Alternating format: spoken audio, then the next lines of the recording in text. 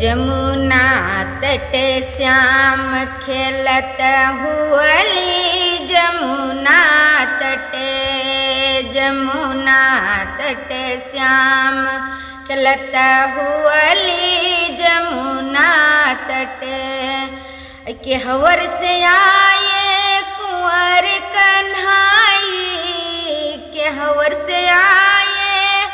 कुंवर कन्हाई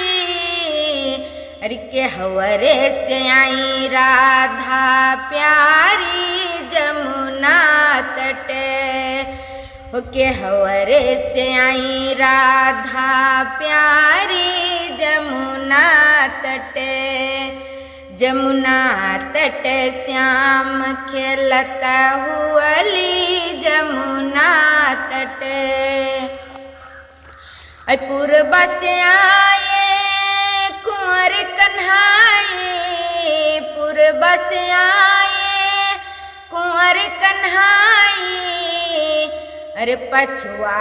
से आई राधा प्यारी जमुना तट अरे पछुआ से आई राधा प्यारी जमुना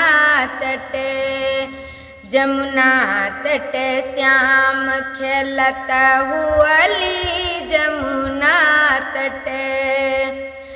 के करे हाथे कनक पिचकारी के करे हाथे कनक पिचकारी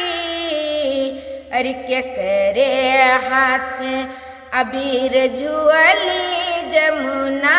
तट अरे के करे हाथे अबीर जुअली जमुना तट श्याम खेलत हुअली जमुना तट ओ कृष्ण के हाथे कनक पिचकारी कृष्ण के हाथे कनक पिचकारी अरे राधा के हाथे अबीर जुअली जमुना तट